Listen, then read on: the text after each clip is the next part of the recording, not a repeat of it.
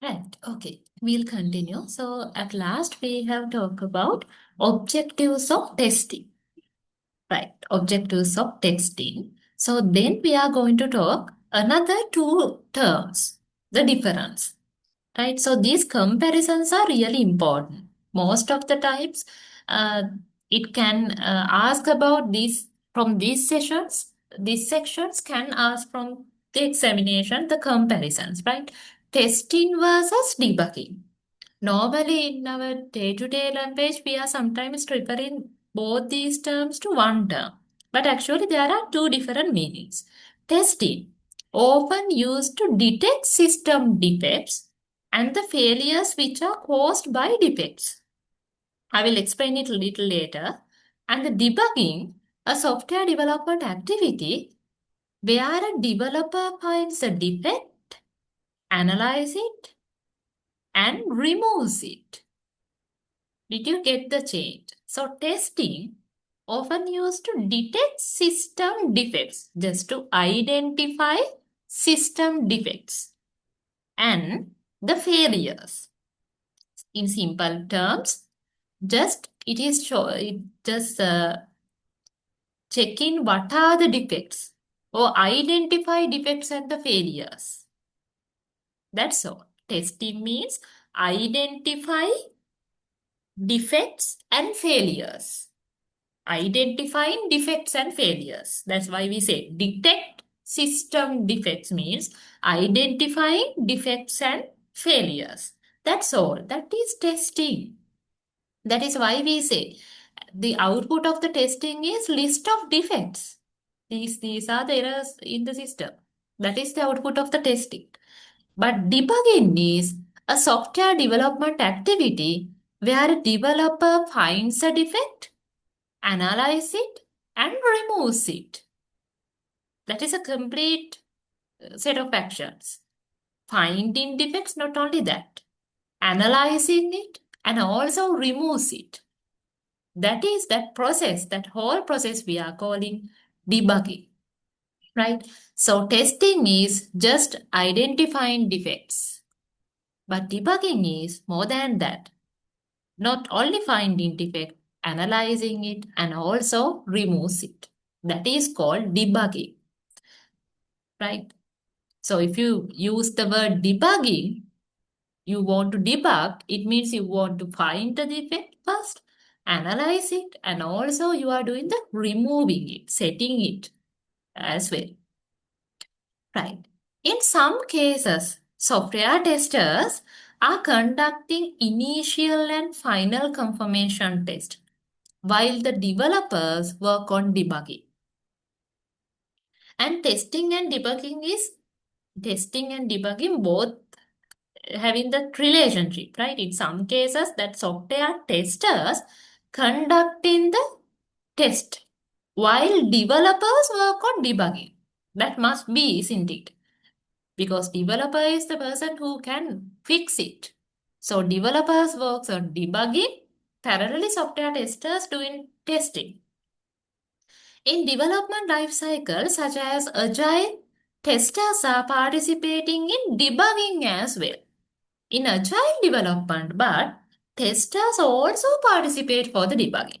So as we know, in the agile development, the the team is multi-skill team there is, right? Cross-functional team there are in the agile development. So there in agile development, tester is not just only finding testing or not only finding defects, but also they also give their contribution to debugging as well in agile development. But for normal traditional software development, testers' duty is only to finding defects and the removing those things and handling analyzing done by the software developers. But in agile framework, testers also contribute in debugging as well. Right. So what are the advantages of testing? Testing is not a special thing is, so if you feel like testing is the end of the life cycle, that later parts, no. Sometimes we are saying we have done all the things, just think about without software. So We'll say you are creating a document, simple task, right? Maybe if you feel like, if sometimes we are saying, I have done the work, but I have to test again. So, in that sense, normally what you might get, testing is some later stage part. After doing the activity, you are again testing. So, but in the software development, it is not like so. Testing is from the very beginning, we are doing testing. So, as we know, in software development, in these days, I know that you also doing your project works, right? What is the initial project works you have done so far?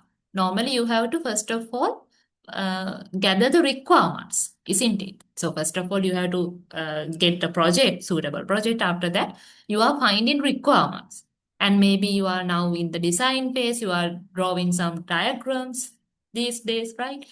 After that, you are going to coding. So all these phases, testing also there, not the final step, not the in the later stage of the development. No, even in the requirement gathering, requirement reviews, refinement, those are testing phase. So unless if you gather requirements just without doing testing, if you jump into the design phase, maybe there are so many erroneous situations because you have to refine the requirements, review again before you are going to the design phase. And also, before you are developing the development phase, before you are going to the development phase, you have to again check whether your design diagrams are okay. If those are only okay, then you can go to the development phase with confidence. Otherwise, if there are issues in the early stages, while you are going to coding, once again you are thinking about requirement, whether this requirement is correct. Is this okay? Again and again, your time is wasting. So, because of that, from the very beginning, that's why we say in requirement reviews, refinement, user stories, if you build a user story, if you gather requirements, of course, you have to test. You have to test in again whether these requirements are correctly identified. Are there duplicates? Are there conflicts in the requirements? Right? And also, while the system is being in design phase, you have to again think about whether how to reduce the risk of the design defects, whether these design diagrams are clearly stated what I have gathered. Are the requirements are matches with my design diagrams? Anything that I have missed. So in the design phase also you have to think. Then design phase also fix. Then also while coding. Of course, in the coding, you have to test the code most of the times, uh, not writing whole code and checking, but every time if you that testing every time parallel activity. That's what I want to say. Every time testing is not the later stage, but parallel activity. So in the coding also you are checking whether this code is correctly run or any errors, right? Any system errors.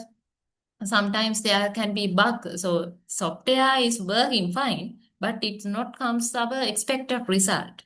So there are some issues like that. In the coding also you have to think. And finally, period to the release. Sometimes we come in the mind, sometimes we come across like, right, the testing is only for the period to the release, not like that. As again, I'm saying, again, highlighting the thing, from the very beginning, we are doing that testing, right? And of course, before the release, again, we have to check our product, whether we have complete all the requirements that customer expected, and you have to ensure whether they satisfy requirements and the both non-functional requirements and functional requirements meet that. So again, we have to test the whole product. Right. So the thing that you have to say within this, testing is a parallel activity from the very beginning, from the requirement gathering to the end of the development cycle. Testing must be there. So no need to write all these things. Just only that point you have to note down, right? Testing is a parallel activity from the requirement gathering to the end phase. It should be. Right. Then software, now we are going to talk about software errors, faults, and failures. Software errors, faults, and failures. If you can draw this little diagram, it will be helpful to you. So if we have an error, mistake, it leads to defect or fault or a bug. Then it leads to failure. So these terms also sometimes we feel like all things are same, but it is not like so. Mistake or the errors leads to finally it leads to a defect. If we keep errors and mistake as it is, then of course it will create an defect or a fault or a bug in our software. If we don't fix it, then it goes to a failure. A permanent failure goes to that. So sometimes software developers can make errors. We can't develop anything without errors. Of course, from the very beginning, requirement analyzing also, how much time we are changing our requirement sometimes. We expect this software we can develop like this, but many errors, many issues, many mistakes may be. It is natural. But we must control that without leading to defect or the fault. Right? Sometimes software errors become software faults because if we don't identify that mistakes, then it became a fault or a defect. If we don't fix that in that stage even, then software fault may be result in unexpected behavior and it leads to a permanent failure. So this is how it grows is small mistake to a failure. So from this you must understand even having small mistake you have to fix it unless it leads to a permanent failure of our software. Right. So error leads to error or the mistake leads to a defect or fault or bug, then it leads to a permanent failure. Right. Then root cause of defect. So now you know the word defect, right? Some errors, defects. So root cause is a source of a defect such that if it is removed, the occurrence of the defect type is decreased or removed. So we have to find the root cause, not only in software development, in our life as well. Sometimes we have to face some issues, some problems. Then sometimes we are just we sometimes say just keeping a plaster like that. So it means we are not treating to that treating so we'll say some kind of illness, right? So if we are not finding the root cause why this happens, once again and again that illness again and again comes to our body. But if you get correct medicines and if you treat to the root cause, then we can recover. Just like that, in the software development process as well, we have to find actual issue, the root cause, the main problem with why this defect happened. Sometimes you can find some errors, but even you fix that, again it will cause. Again and again, those errors can happen because you didn't identify root cause. Maybe that root cause can be can within the database, maybe. So in that, sometimes you think, this is the small coding error, but you fix that, then it's okay. Once again, that error happens. Maybe that root cause is in the database. Likewise, where it origin? Simply, the root cause means where this defect origin. You have to find it. And if you fix that, the root cause fixing is maybe then definitely your defect can be removed. Right. Then what type of errors we can find in our software? There are code errors, coding errors. Most common errors that we can identify clearly, right? Coding errors. Not only that, procedure errors. In your BIT project, actually you have to focus on the procedure as well. Right? Procedures, the flow of the logic. Documentation errors. you have to think about the documentation errors as well. So sometimes the students giving very low attention for the document. As I'm always saying in the project, your documentation must go parallel with your project works. Otherwise, it will not match with your project at last. Most of the times, the panel can identify that difference, right? Document something else, say, but your project is something else. That doesn't happen if you faithfully go with the process. If you, in this time, you must be in the design chapter in the documentation, right? Then it is actually combining all of your works. You are creating the diagrams here and adding to the design chapter. So that is not a headache as well, and it also support your project. It actually supports your project. Good documentation. So documentation errors also we have to fix. So if you are not writing that chapter clearly, briefly, and also it should be meaningful, not just writing something. No, it should be meaningful, and correct documentation really supports for the project. It actually is support, not a burden. It's support. So documentation, if there are sometimes documentation errors and software data errors, we need data to check these things. Sometimes data causes some errors in the software, right? So these are the software errors we can commonly find in our scenario: coding errors, procedure errors, documentation errors, and software data errors. Right. Then what are why these errors happens actually? Can't we build without errors? Actually, that is impossible. Errors happens. So what is the reason for errors? One thing is time pressure.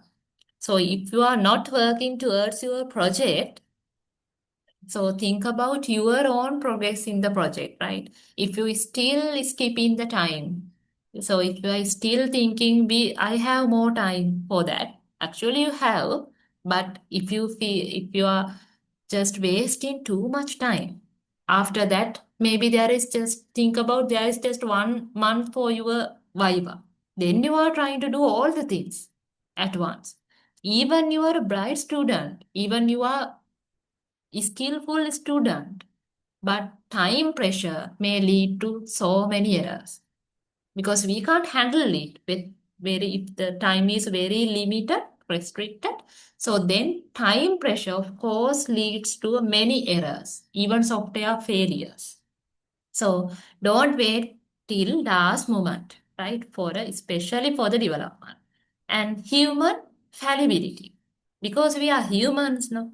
So when we are doing the thing, project or something, a long term, actually we are falling sometimes, right? Sometimes that energetic mood is not it with me, and that is human nature to having errors. We can't do it 100% in the for the first time. That's why there is testing parts. That's why there is quality assurance parts actually.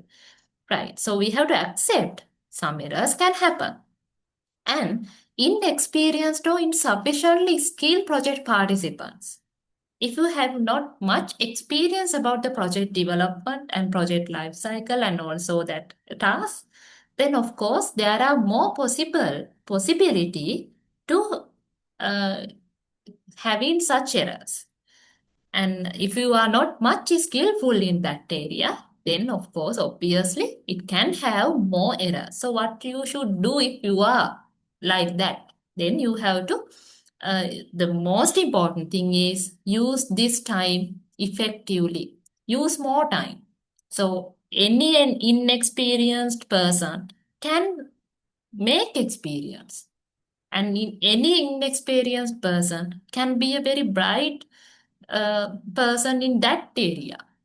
I also have seen that real examples also from even with my student. Some students are not much having experience about the project development, but finally they have done in a brilliant way and also getting A plus even for the project. Sometimes I'm saying in the lecturing as well to motivate others. Uh, his first attempt was E. for the project. Maybe there are more students, but I'm always taking his example because in very first year, he done all the things in the project, but didn't much dedicate. But sometimes he done, but finally he got E grade. E grade means the lowest grade that he can get.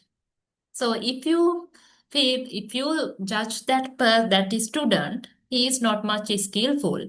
If you believe that in the next year he got A plus, that E grade goes to A plus grade, right? So that's a really achievement. So I'm getting that example just to say that is he is really with low experience and no, but if he also not dedicate much, but finally he also faced Viva and he completed his project but got D grade. He was not successful in that. But after that, he works in very well dedication and also using more time. And that time he got A plus. Now he is in the development industry. And I think he has gained more knowledge even than me now, right? So he's in a very good place nowadays. So as I'm sometimes showing his result sheets also in the previous years to my students. Now he is 2, 3 years back. He finished his BIT degree.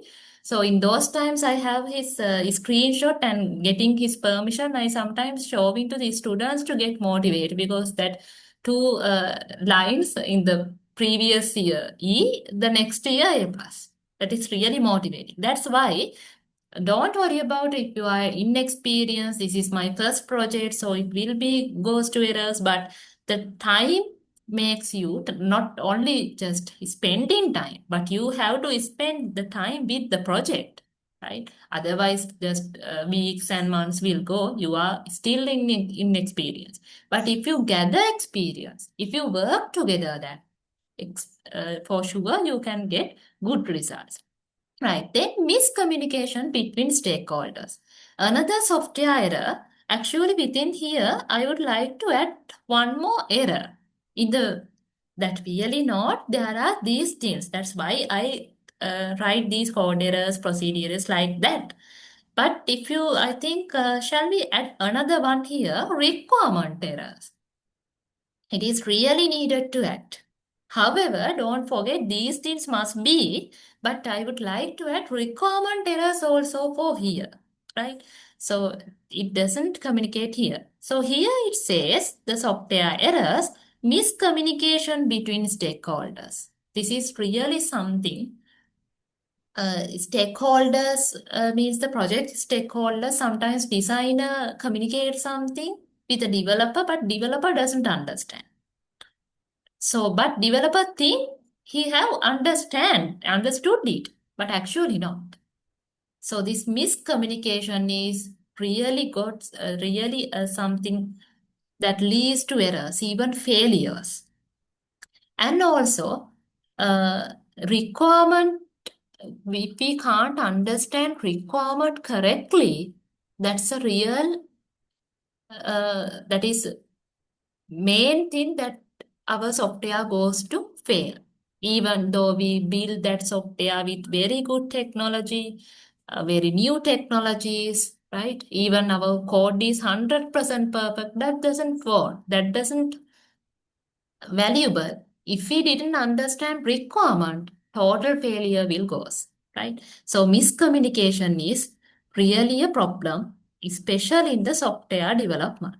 I want to show you something regarding this miscommunication. I'm stopping my uh, screen for a while. Just give me small time to show you about the miscommunication, just to get some idea.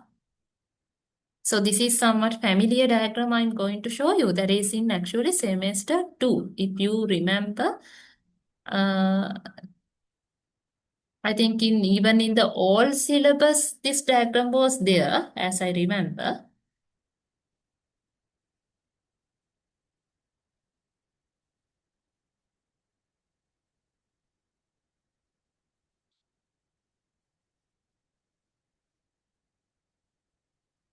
Right, I will share the screen once again. This is what I want to show you, right?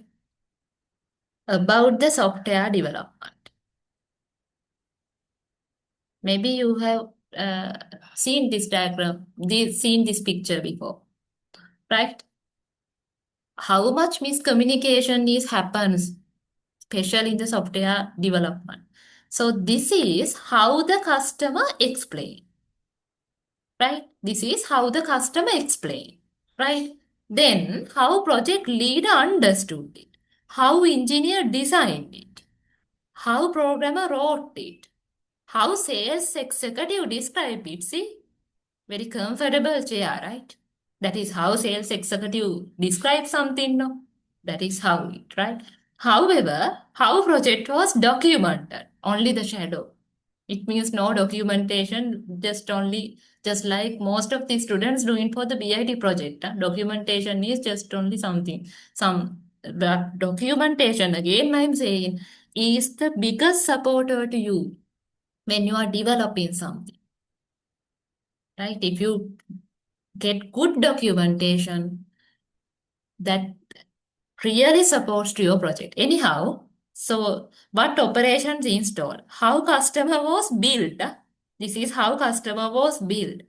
For this is stage, once again, there is another stage. How that build calculated. How help is supported. The help. So when we are saying we are giving help, this kind of help you will get. But when we need help, this is how help desk supported to customer. Finally, the most interesting and really really important thing is not all of this. Check how the customer explained, but how what customer really needs. So if you think, so sometimes we are saying in the software development, you have to understand customer needs, you have to understand customer needs. Every time we are saying like that, no, you have to understand what customer says. But the magical thing is, even customer doesn't know what he really needs. So we'll say, finally, we have built this one as it is, this one, because this is the thing customer describes to us now. Okay, we'll say I'm a very good system analyzer and system analyzer, and also I can 100% understand customer what he really says, and I build this one and shows to customer. Whether customer accept it. No, then again he may say, this is not what I say. But that is the thing he said to me. But what happens actually? Even the customer doesn't know what he really knows. This can happen actually in the software industry. But if we think about the just building a house, that customer can say very clearly, I need 3 rooms. I need uh, this kind of plan, this kind of design.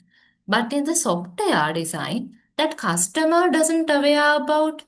Sometimes he may say, no, I don't need to track that return stock. For example, in the software development, we'll say stock management, I don't need to check returns. But in the software features, we need that.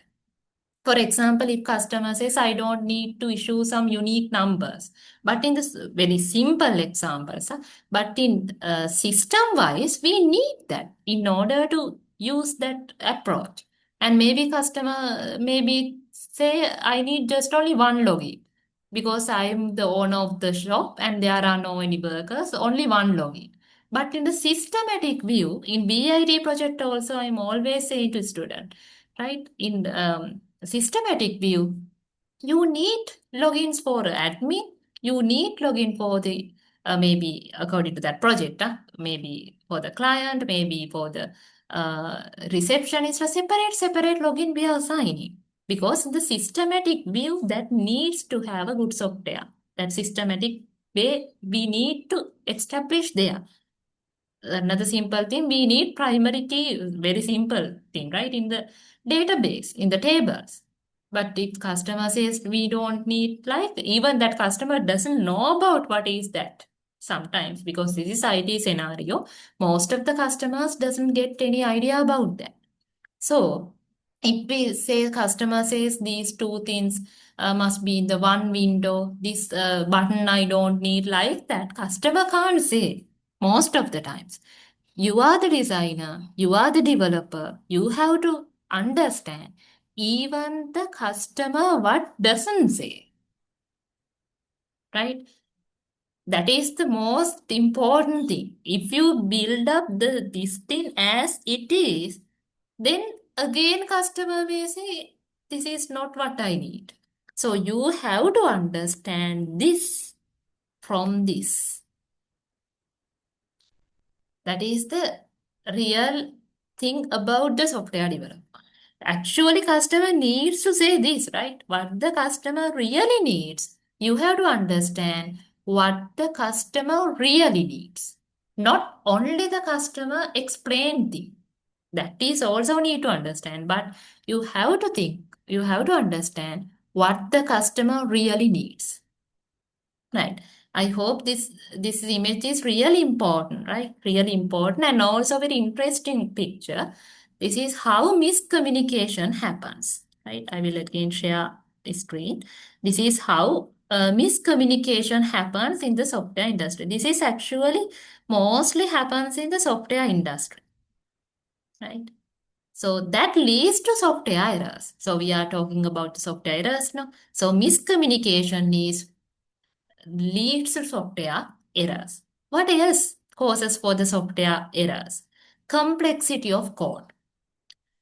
So if your code is too much complex, so you can use some fixing things for that. You can use without using too much lengthy coding. If there are some options for that, if you can use some functions and code in good practices, standards, that is must used in your coding, right? Always I'm saying the coding also, you have to focus about the best practices, not just coding, right? Not just writing something and getting output, but that coding also must have a good standard, right? Complexity of the code, design, so those things can maybe lead to the software errors and misunderstanding of intra-system and inter-system interfaces. And sometimes you don't aware about the internal systems and the connecting systems interfaces. So the system must be connected to another, maybe within the that interface doesn't understand. So you are incorrectly thinking about the interface. So interface is also a really important thing. If it is not, it goes to a failure. Even in some ATM machines, sometimes think about that. In some banking, in some banks, the ATM machines, even to us, sometimes can't understand. It is not because of we are not skillful, but because of errors in the interface, right? Not giving the messages correctly. That is not user friendly. So those things we have to think. And new or unfamiliar technologies or tools. So if you are using unfamiliar technology, especially for your first project, that will goes to many errors. You must familiar with the technology or the uh, things that you are using. If you are using some technologies and tools, you must be familiar with that. Or please use that familiar software or the familiar technologies. Otherwise, that only not only the project, maybe because of the tools or technologies that you are using unfamiliar things, then it leads to errors, set of errors. Right. So these are the some causes that we can found about the software errors. Right. Then software errors categories. We are going to categorize these software errors. So according to the stages, faulty requirement definition, client developer communication, deliberate derivations from the software requirement, and logical design errors.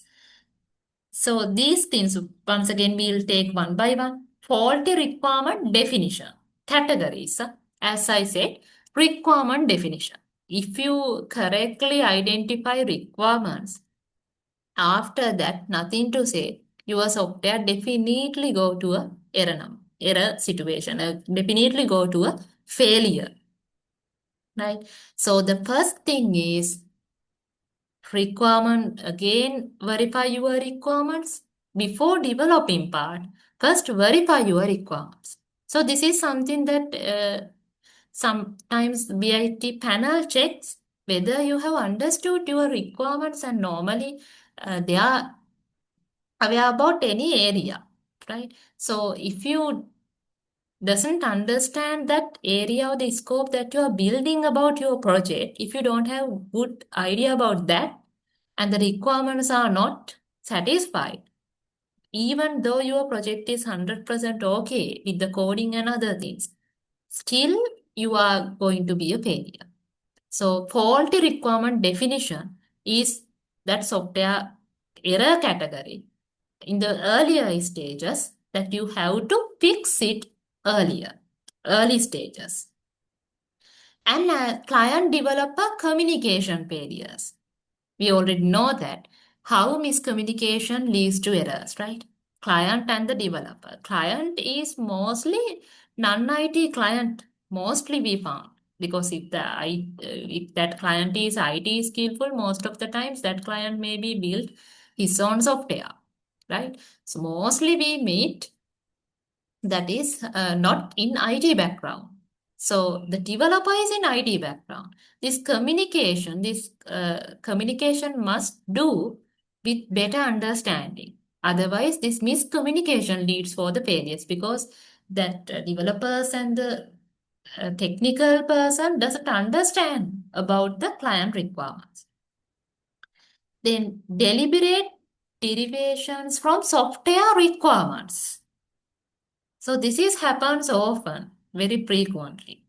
We have gathered the software requirements and we finalize these are the requirements of our project, okay. But when we are sometimes developing it, we are going to uh, that deliberate that there are some derivations, some changes.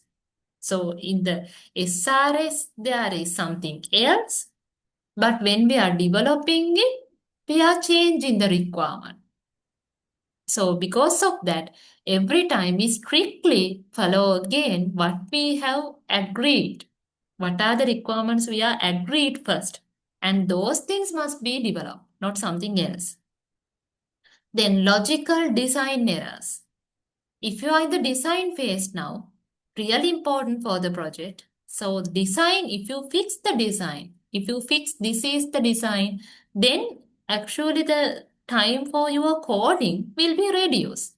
Otherwise, there are more time goes, right? Time is going because when you are going to code in once again, time is wasting again thinking about this design error. That's why it says fix the design. So if the logical design errors are there in the design, you have to fix it. After that, coding errors. Most of us focus only the coding errors. But coding errors is just only one category of the software error. Other than that, before than that, there are many things about the requirements, right? And design errors. Though, if you focus more about that, in the coding phase, it will be, it is efficiently you can finish that coding phase, right? Then only we find only the coding, that syntax errors and those things will be, but other errors will not there. So that only for the coding errors we can concentrate there. Otherwise, once again, you have to, before you are building, once again, you are thinking about the requirement when it comes to coding, right? That is why there are a set of errors also we have to fix in the coding errors. Then, before you are come to the coding part, fix all other errors. Right, then coding errors and non-compliance with documentation and coding instructions. So documentation, if you think documentation is something else, So sometimes students are just developing the software. Finally, if it says now please submit the interim, then write all the chapters are up to interim part and upload it. So that is actually something really bad if you are doing that. If you go with the parallel, so it is really good advantage and support, right? Actually, why we saying to document? So it doesn't mean also VIT decree doesn't say this much pages need lengthy document need. No, it says only the sufficient document. So it doesn't need to too many pages, right? Every time in BIT, the documentation, every time the panel itself, the lecturers also highlight that. We don't need lengthy documentation. So because of that, really effective documentation they need. So why we say to document? Because then you can get ideas. And that is then you are going through the documentation parallelly, then you can good benefit. So maybe still you feel like this is a really burden to document. That's why I am saying do it faithfully. If you are doing it faithfully, you can get support, right? You can get support from someone else, maybe for documentation supporters, that's okay. But do your part as well. Engage with those supporters. Don't just say, do the document for me and get. But if you enroll to that activity, that Viva sessions will be very something that really a nice experience to you. Otherwise, it is really a burden because you don't know nothing about the documentation and the requirement gathering. Sometimes in panel also, checking the business flow and the process, not only the coding, because there is a demonstration part. Right. I'm also saying because now you are know these things because you are doing the project. Right. That's why I'm every time taking some examples from your own works. Right. Then shortcomings of the testing process. So in testing process also, maybe within that also, maybe some errors can have. So if you are not doing enough testing, those things will lead to software errors once again. And procedure errors. The procedure itself, the procedure you have followed, if there are errors, it is also a category of error, procedure errors. And documentation errors, once again, it is mentioned here. Here actually says non-compliance with documentation and coding instruction. Here within this, that is two things actually. Non-compliance, it means in a documentation, there is some kind of a standard. If you are not following this, if you are not following coding standards, there is coding standards. Also, BIT scope, you are advised to follow that coding standards, follow the documented in standards, right? If you are not agreeing with that, it will also lead to some errors. So once again, this documentation errors means itself that you don't use that meaningful descriptions. So these things are once again comes to the documentation errors. Right. So these are the software categories, software error categories according to the stages we can find. Right. Then we are moving to manual testing versus automation testing. So manual testing, simple two words. Even you can understand with the word itself, right? Manual itself is a process with human intervention, manually doing by humans. Here, a QA engineer or a QA analyst execute test as a step-by-step process without using test script. So he is not using test scripts, but he himself involved to the process and check it manually. Automation testing is a process where system testers utilize special tools and some scripts that is automatically testing doing. In automation testing, computerized tools are integrated to the process of software development. So if we are noting down this, manual testing doing by QA engineer without script, without automated script. Automation testing doing automate and using computerized tools and scripts. That's all, right? So in nowadays, both these approaches using in the industry, manual testing as well as automation testing. Not only the automation testing, but also manual testing always happens because that is two different perspectively checks these things. Right? QA engineer also using testing as well. And also the scripts will be used. Both these testing will carried out nowadays. Manual testing and also automation testing will be carried out in the things.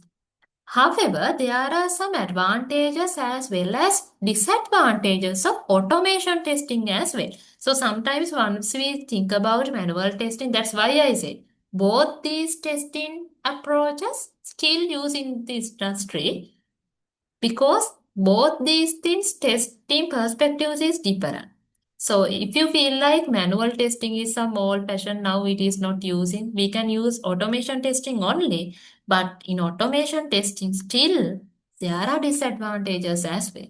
That's why we need both of that, both these technologies. So automation testing there are many advantages as you think, yes. Accuracy, we don't want worry about the accuracy, right? Because it is automating doing something. No? Completeness, higher accuracy actually there is higher accuracy, lesser amount of manpower. So manpower no need. Then efficiency, right? Comprehensive information. Those are advantages. But the disadvantage is some testing areas that main disadvantage is this. That's why I'm saying manual testing is also needed. The disadvantage is some testing areas can be left uncovered. Only that manual testing can be seen with sometimes, right? So some testing areas can be left uncovered. Other than that, this disadvantages is even we say these are scripts automate, but that scripts also we have to create that scripts first. So for that test preparation we need manpower. Just like we say we can use AI like that, but for that AI that main software or something using AI we need to create the manpower know that we'll say we are using software system for our purposes then we don't need manpower hereafter but to develop that software we need manpower just like that in automation testing yes it is automate but to generate the test or the test preparation we need manpower but it for one time maybe but high manpower resource that very skillful skillful employees we need, right? So that is the main thing about the disadvantage and required that high manpower for that to prepare the test and mostly the disadvantages of the automation testing is some testing areas can be left uncovered, right? Some testing areas can be left uncovered. That is the most important thing, right? Then we are going to talk about 7 testing principles. Try to remember these 7 principles. At the end of the lecture, if we can remember these 7 principles today, it will be well. Right. Shall we say one by one? So I think better to write note down these things because then it will goes to your memory. First, I will describe later. First, we will just note down the 7 principles. So there are principles for testing. There are 7, right? 1. Testing shows the presence of defects, not their absence. I will explain later. Something really interesting principle, 7 principles. First one, testing shows the presence of defects, not their absence. Maybe you can get some idea. Testing shows the presence of defects, not their absence. I will explain later. Right. The second principle, exhaustive testing is impossible. Exhaustive testing is impossible. We'll explain later. Right. The third principle, early testing saves time and money.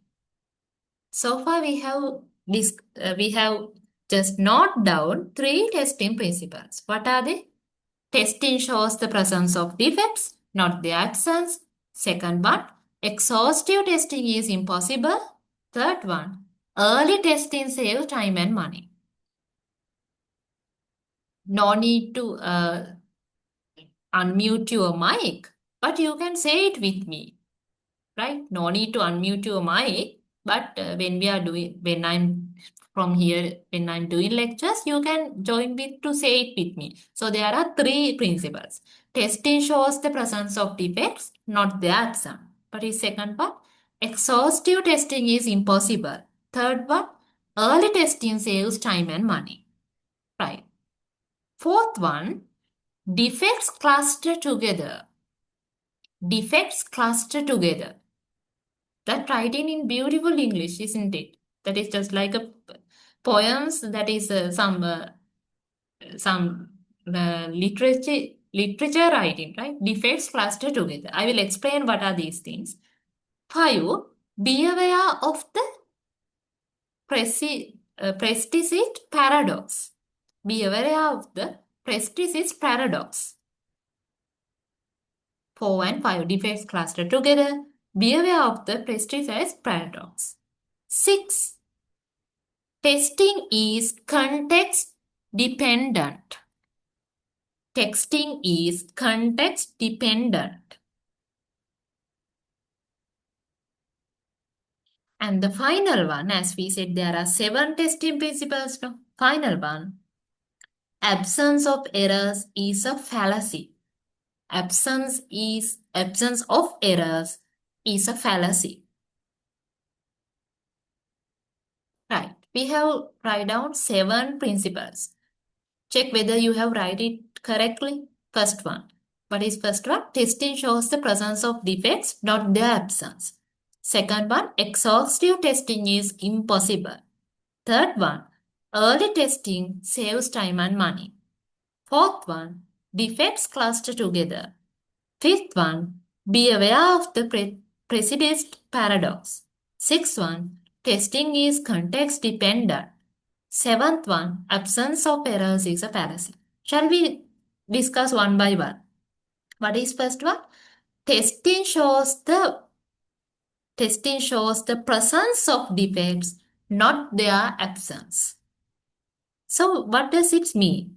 Presence, not absence. Testing cannot prove that there are no defects. It can only show that defects are present. That is the meaning. It means once we'll say sometimes when we are in this testing phase, testing phase means testing is a parallel thing. So testing cannot prove that there are no defects. If we say once we done the testing, it means there are no defects. That cannot prove. Only can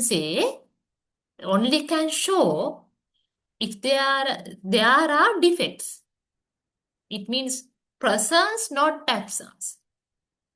We'll say, for example, if I explain more, we'll say we have done testing part.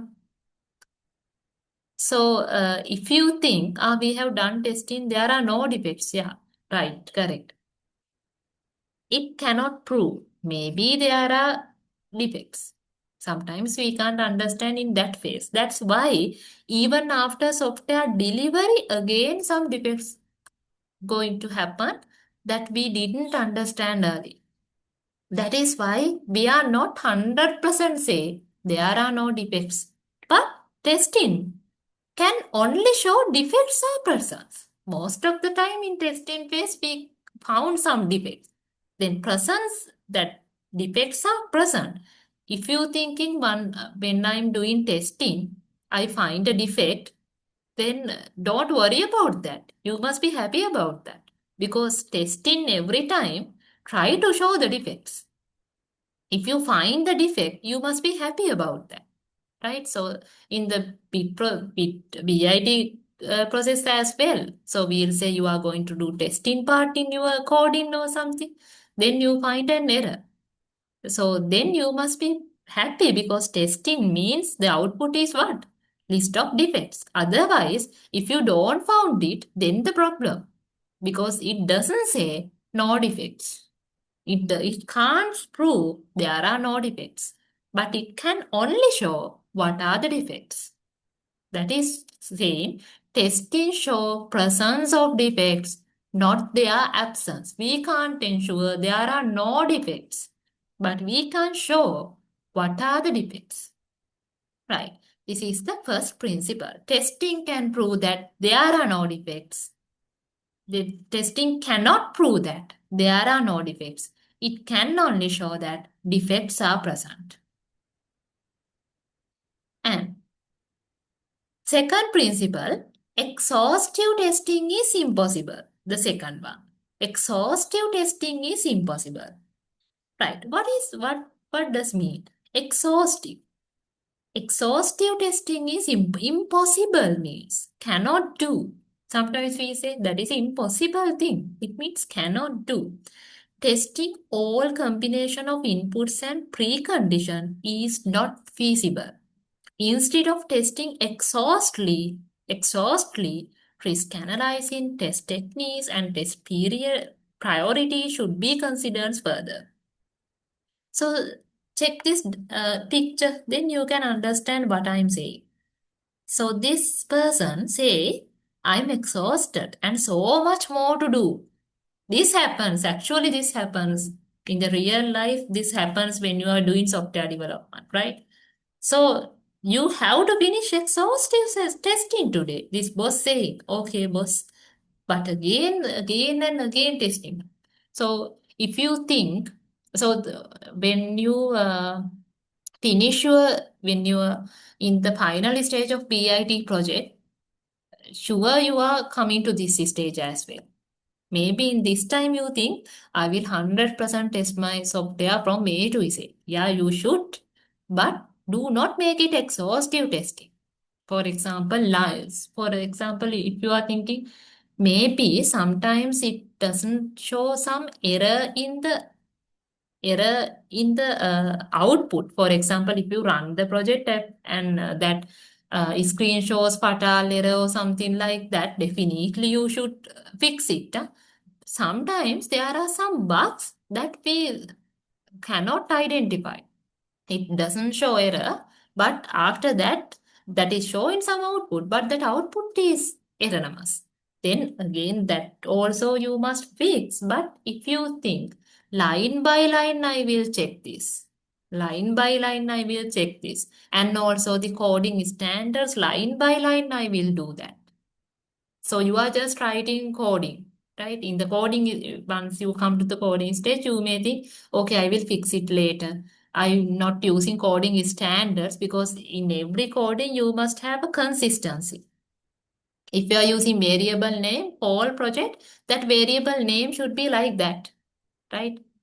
If you are using camel case or maybe if you are using two words with the underscore, then the whole project you have two words in the variable must be with the underscore. That is not going to some erroneous situation, but that is a coding standard. Maybe, for example, you are just writing code and you are don't think about the indentations, nothing. After that, finally you think, okay, I will do all the things testing after that. But that is impossible. If you think you can go through line by line all the codes, that is impossible, right? And we'll say you are coming to the testing part, actual testing part. Then also you have to write test cases and check whether this is working. And there we'll say there is a form, not only just one form in your BIT project, right? Many forms are there, no? Then one form maybe have two, not two, just if it is a login form, then there are two fields. But if it is a registration form, then there are maybe how much fields? At least 7, 8 fields. Then you are checking each one by one and one. So every time you are using we'll say in the that 7 fields, one field is inserting, all others are empty and check, and two fields inserting, all other empty. Likewise, how much test combinations you can do? You can create so many test cases even for one form, isn't it? Hope you can understand what I am saying. So that is impossible, no? So saying impossible, don't we do that testing? You should. But you have to think about what are the priorities. And that is why there are something like test techniques. So testing means not doing each and everything testing. But you should be clever enough. In login form, there should be use username only without password. Your password only without use. That testing cases must be, but in the registration form, you should use some techniques, some test priorities, right? Some conditions. Then you can combine some testing to one test case. Likewise, you should be clever enough to think about what are the testing cases I should check. Then others will be okay. Otherwise, if you use exhaustive testing, you can't do nothing. You will again and again testing only doing that and time based in that. That is why it says instead of testing exhaustively, do risk analysis, do use test techniques, use test priorities, use combining testing cases, and think about the techniques that you can finalize the testing phase, not as a summary, but also check in the conditions, but not exhaustively. Otherwise, this again and again you are doing testing, and just like this, I am so exhaustive, and you are every time say so much to do, so much to do. Because testing is something really getting more time, right? So then you should clever enough to keep the priorities, right? Then the third principle, early testing saves time and money. This is really important in your scenario. Early testing saves time. Testing early in the software development life cycle helps reduce or eliminate costly changes. So if you are developing your project for the client in after that, if you are giving it to money, if you are giving it to for a budget, then of course money will save. In the BIT project, you are not expecting money, no. So in that time will save. So if you still not checking the requirements whether it is correct or not, then you are come to the coding. The same example I'm again getting. Then you are come to the coding, and after that worrying about whether this process is this one or after that. So do I need to registration form to include here or to the next page? You are still thinking about that. And also when you are come to the registration form, you are worrying about fields. What are the fields I should include to this? So those are in the requirement phase. So you should fix that in that time, unless you are come to the developing stage and thinking about, for example, we'll say education management system. Then you are come to the development phase, and after you are thinking about whether we are if we have we'll say small children like 12 less than 18 years, then they don't have IDs, right? Less than 16 years, then they don't have ID number. But we think ID number can use as the uh, identifying that person. But below 16, students not having ID number. Then you are thinking about then parent ID. Then parent means whether father, mother, guardian. Then for that, again, we need some separate section. That must be completed in the requirement gathering phase. If you are coming to the coding phase and again thinking about changing registration form, that is time wasting. See how your time is wasting, right? Then not about the coding problem, but there you are thinking about designing problem. There you are thinking about uh, requirements problem. So testing early saves time. Test in that phase. First test requirement phase, then test the next design phase, then come to very clean. Once you clean those things, then come to the coding phase. And also, even in the coding, sometimes we are just copying and paste coding. That's okay. We don't restrict it. If you can just copy and paste some coding from maybe Google, that's okay. But you must be aware about that coding. If you can't say in the Bible, I just copy and paste, I don't know. No. Now we are not restricted. You can get any resources you can get. But you must know what is this coding is for. Make it your code after that. And you are just copying and pasting something, and that is not tally with your coding standards. You are thinking after that I will fix everything after completing all this part. But you sometimes you cannot get another time for that. Then it is really time wasting. After that you didn't remember what are the places I should correct again. So that's why I say early testing saves time and money. Money also. So in our if we are doing actual development, the budget is also going to within budget is also going to be a problem if you are not fixing design first, because you think about that and think about that budget once again revisiting to some places, maybe domain names, maybe sometimes the server spaces, databases, those all things must be planned before you are coming to the development, right? The next testing principle, what is it? Defects cluster together. Defects cluster together. Defects, the errors, right? Cluster together. Cluster means grouping. We call this defects grouping. A small number of module contain the majority of the test discovered. Sometimes only a small module contains most of the defects. Once you fix that, all things will be okay. So because one defect, one error causes to all other errors. We often found these situations, right? Once you fix that, all those other things can be clear. We call that defect grouping. Or in our principle, defects cluster together. Defects cluster together. Defects cluster together. Right. Then be aware of the prestige paradox. What is this?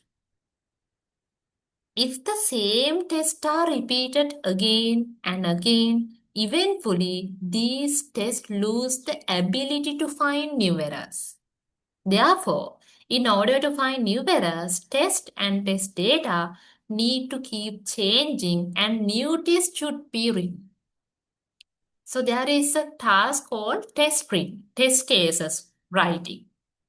So once you are writing test case, and if the same test are repeated again and again, you are only stuck in that error only. You always find the same error again and again, right? So you must be clever enough to write test cases to find the new errors as well. Otherwise, you are just only fixing the same error. Once again, from the one field you are checking the empty, again you are again thinking about this is a new error, but the same error again and again repeating. So in order to that, change the test data as well. So for example, if you are testing your login form with the incorrect uh, username, after that, again, once you are checking again, change test data once again. Use another, just if you are first use like letters, then for the next case, you can use numbers. Likewise, otherwise, don't use same data for all the test. Then you will get stuck with only one or two errors. Only you can't find new errors. So to find new errors, use new test data. Simply that. To find new errors, use new data. Otherwise, the same software bug again and again comes. Then you are stuck in with only one focus, only one error. So you are not able to find new errors. That's why it says, in order to find new errors, change the test data. In order to find new errors, change the test data. Right. The next principle, testing is context dependent. Testing is context dependent. Testing should be done differently in different contexts by considering the properties of the underlying system. That is true. So if there is a form, don't write all the forms. I will use one field empty and others field. That test case for no. For the login form, that is a different context. So for login form, you should test like that. In one field empty, maybe with the wrong data, login form. But if it is a registration form, then you should test something else maybe. If one student already registered, again using that data, whether again allowing registration, and we can check like that. So that is about registration form. And if there are randomly changing fields, you have to write a different test case for that. So context dependent. According to the context, your testing cases must be different. That is why this is called testing is context dependent. Testing is context dependent. Right. Next one. Absence of errors is a fallacy. What does he say? So if you think, maybe you are judge yourself, maybe I'm inexperienced, that why these errors comes, that is also having some truth. If you are not having any previous experience, you may have more bugs, more errors. That's true. But if you thinking you are inexperienced, that's why these errors come, that is a fallacy. Even well experienced, even the professionals, well experienced professionals have getting the bugs and errors. We cannot control that. So they say, if you build it, they will come. If you build something, they will come. Who are they? They means bugs. So this is just some ironical it says, right? Yeah, I am just writing the code now. They are coming here from. If you build it, they will come. It means absence of errors is a fallacy. Fallacy means false statement. If you thinking, I am going to develop this without any errors, I am writing coding without single error. That's a fallacy. Don't think about like that. If you build it, definitely there are. So face it. You have to face it and fix it. Don't think about perfection, especially in the development, right? So that is impossible thing, and you should accept. There are some things that we have to accept in the development process. We have to meet many errors, right? So since exhaustive testing is impossible, why this happens? So since exhaustive testing is impossible, if you can do exhaustive testing, what is mean by exhaustive testing? We have discussing the principle too. Extreme testing like that, right? I'm testing this, testing and testing, all the one A to Z testing. That is impossible, no? So if you are going through one by one, that is impossible. So since that is impossible and testing show the presence of defects, this combines some of the principles that we have learned earlier. And we already learned that testing means always show the defects, so not their absence. So running all the tests and finding all defects is a fallacy. So if you are thinking completely, I mean, I will find all the errors. Actually, that is also not possible.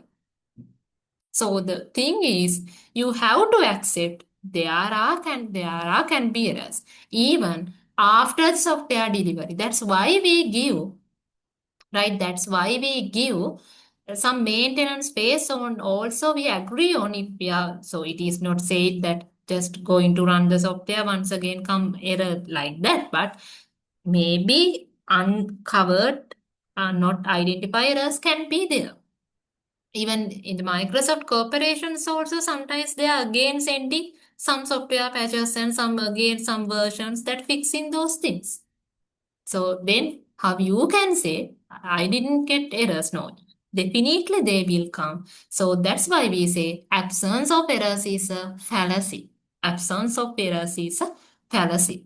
Also, just finding and fixing a large number of defects does not ensure a successful system. Right. Also, if you are thinking in the misunderstand, like, okay, I have finding so many defects, that means my software is perfect. It is also not saying that. Maybe there are some more and more errors also that is uncovered. So that's why we must accept errors are something that happens normally. We must try to minimize those things. That's true. But more than that, we must be aware about how to fix it, how to fix those things. Right. So I think we have discussed all the. So let me show the again the seven principles. Yeah, we have discussed all the seven principles today. Right. Now we have finished not whole unit but part of the unit one, and the second part also I have dropped to your WhatsApp group. Also I have sent to the second part as well. I will explain in the next day. If you need, you can go through that as well. I will explain in the next day and wait for the mind map. Don't create the mind map yet because we have done the part of the unit one today.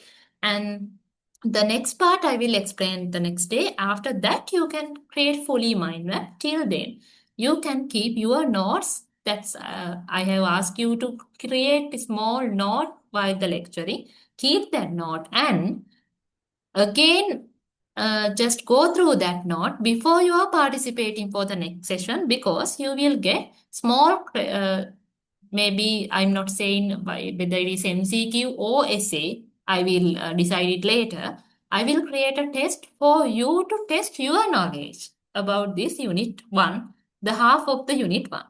Okay, I hope you have get better knowledge today. We will continue this work without I always ask you to participate live to get maximum benefit. And without stopping this continuously, we must work. Right, okay. I'll wind up the sessions for today. We'll upload the recording and let you know in the group. Also, I have already sent the presentation also in the group. Okay, thank you for the participation. I'll let you know the next day. Mostly this Friday will be next Friday. I will let you know exact date and time. Okay, good evening. Thank you, Miss. God bless you. Okay.